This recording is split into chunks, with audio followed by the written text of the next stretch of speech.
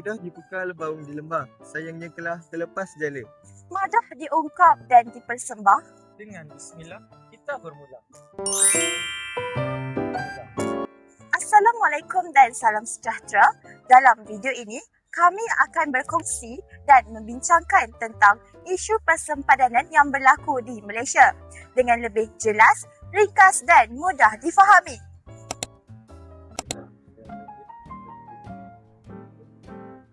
Simpanan air merujuk kepada kawasan perairan yang berada di bawah bidang kuasa negara, sesebuah negara.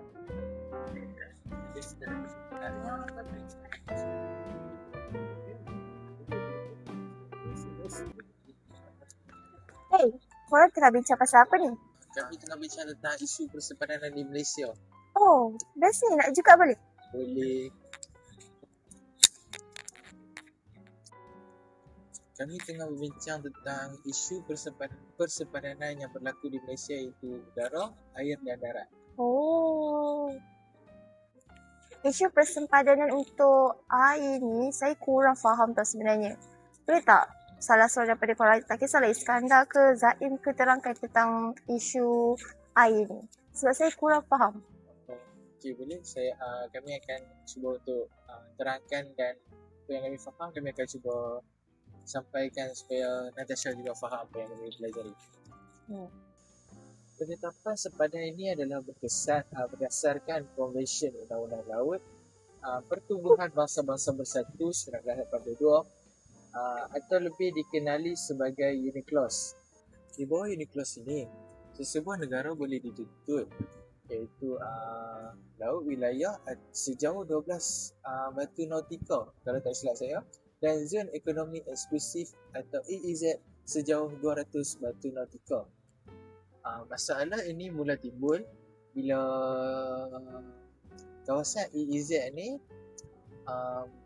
bertindih dengan tuntutan negara lain, terutamanya di kawasan laut yang kaya dengan sumber seperti minyak, gas dan hasil laut. Zaim, kalau tentang isu pertindihan persempadanan air di negara kita pula, macam mana pula Zaim? Lah, macam mana pula Zaim? Di Malaysia ini, isu pertindihan sempadan air paling ketara berlaku di Laut Cina Selatan. Malaysia berdepan dengan pertindihan tuntutan dengan beberapa negara seperti China, Vietnam, Filipina dan juga Brunei.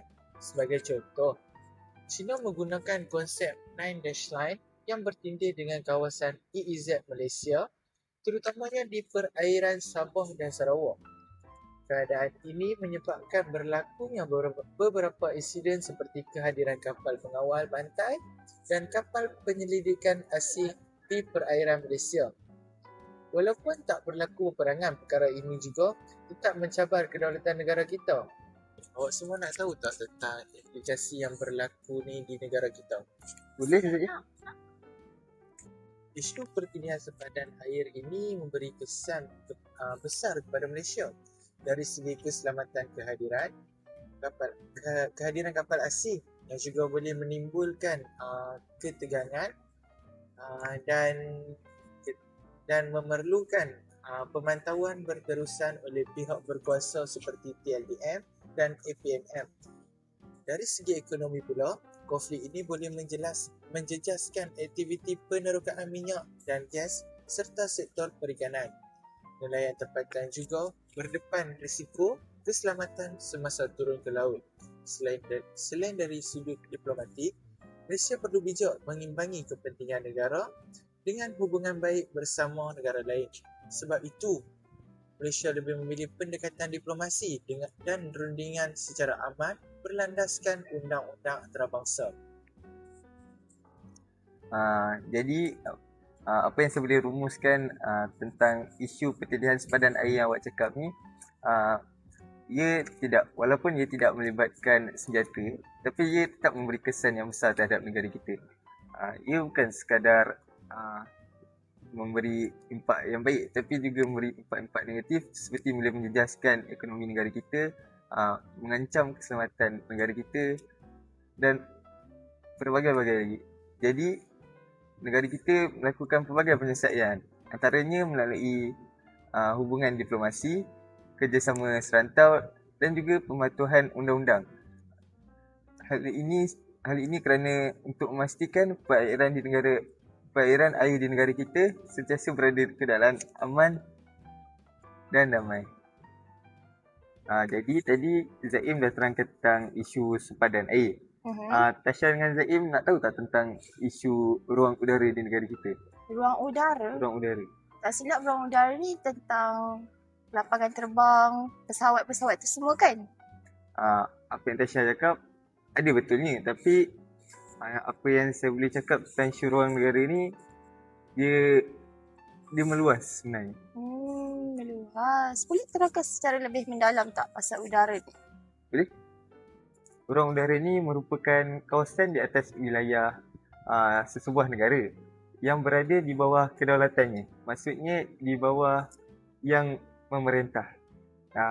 Negara kita, Malaysia, pernah berhadapan dengan konflik ruang udara ni sebenarnya. Ia sering berlaku di kawasan-kawasan strategik seperti di Sabah, Sarawak dan juga di Laut Cina Selatan. Perkara ini dia menimbulkan kebimbangan dan juga mengancam keselamatan negara kita. Konflik ruang udara ini berlaku apabila pesawat asing memasuki kawasan udara negara kita tanpa sebarang kebenaran. Tindakan yang mereka lakukan ni mencabar kedaulatan negara dan juga menimbulkan ancaman keselamatan.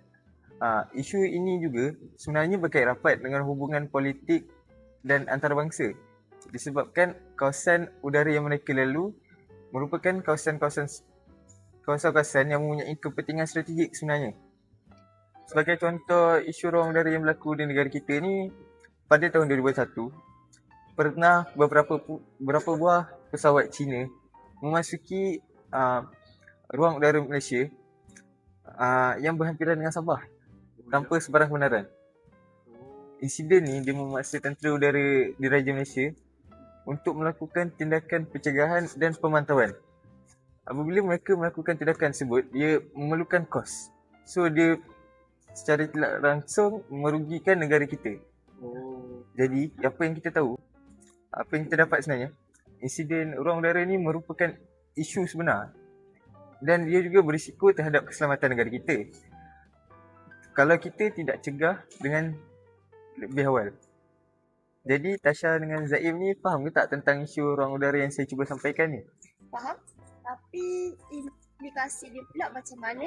Zaim tahu tak pasal implikasi tentang udara ni? Implikasi ruang udara. Oh, kalau macam tu tak apa, saya boleh terangkan. Kalau tentang implikasi ruang udara ni ada banyak sebenarnya. Tapi ada dua je saya nak tekankan pada hari ni. Macam saya cakap dekat contoh tadi tentang isu keselamatan negara. Bila tentang keselamatan, dia akan melibatkan tentang tentera. Apa yang mereka perlu lakukan adalah pemantauan dan pencegahan. Jadi mereka memerlukan kos untuk melakukan perkara-perkara tersebut. Yang kedua adalah hubungan diplomatik antara negara. Apabila mereka melebihi sepadan udara, ia melibatkan hubungan diplomatik antara negara kita dengan negara lain boleh terjejas jika isu ni berlarutan. Kiranya, kesimpulan untuk isu persimpadanan udara ni pula, ruang udara menuntut Malaysia bagi mempertahankan negara secara tegas. Macam tu. Oh. Jadi kiranya macam Malaysia ni dia menggunakan perundingan diplomasi untuk mengekalkan dan menstabilkan kawasan-kawasan serantau lah. Betul lah tu apa yang Zaim dengan Tasha cuba rumuskan ni. Faham? Terima kasih sekali. Pertinian sepadan darat pula macam mana?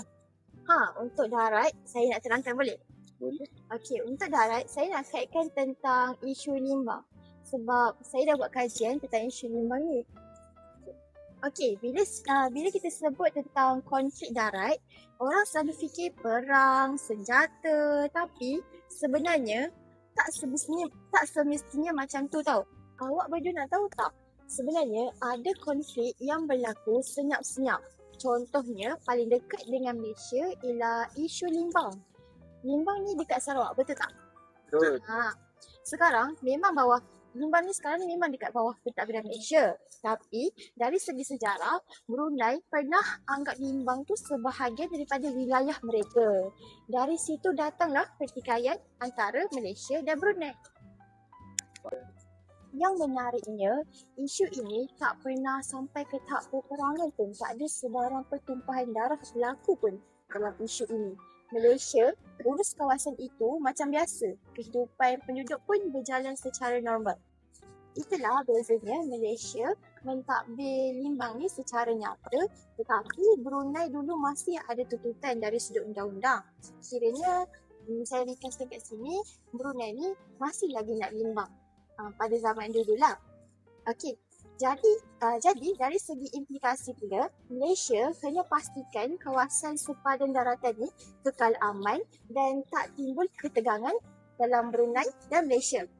Dan pada masa yang sama, hubungan dengan Brunei pun kena jaga sebab negara jiran kalau silap langkah sikit boleh jadi isu yang besar. Kiranya kemungkinan akan jadi pertumpahan darah lah. Sebab itulah Malaysia pilih jalan diplomasi, runding, bincang dan elakkan konflik bersenjata. Jadi Tasha, apa yang kita boleh simpulkan tentang isu persepadanan darat ni? Senang je. Isu Limbang ni dia tunjukkan konflik darat tak semestinya ganas, tak semestinya perlu ada pertumpahan darah. Tapi kalau tak diurus dengan bijak, ia boleh jejaskan kestabilan negara. Jadi sebab itulah pentingnya berkomunikasi ataupun senang cakap, kita kena sentiasa ambil jalan yang mudah untuk menyelesaikan masalah. Tak perlu pun pertumpahan darah untuk menyelesaikan isu-isu seperti apa-apa isu lah. Faham tak? Jadi kita semua ni dah faham lah kan tentang isu pertindaian sepadan yang berlaku di Malaysia ni. Faham? Kita dah terangkan pasal air, udara, darat. Jadi rasanya faham lah kan semua. Faham, insyaAllah faham. Zaim terangkan tentang air, Iskandar terangkan tentang udara dan Pak Aisyah pula terangkan tentang darat. Rasanya kita dah cukup faham dan sampai sini sajalah perbincangan kita untuk hari ini. Kita jumpa di kelas yang akan datang untuk kita, kalau kita dapat diberi peluang untuk bentangkan apa yang kita faham ni di hadapan pelajar-pelajar lain, mungkin kita mampu untuk ceritakan dan bentangkan dengan lebih berkesan supaya mereka dapat faham. Betul-betul setuju. Okeylah kalau macam tu. Terima kasih.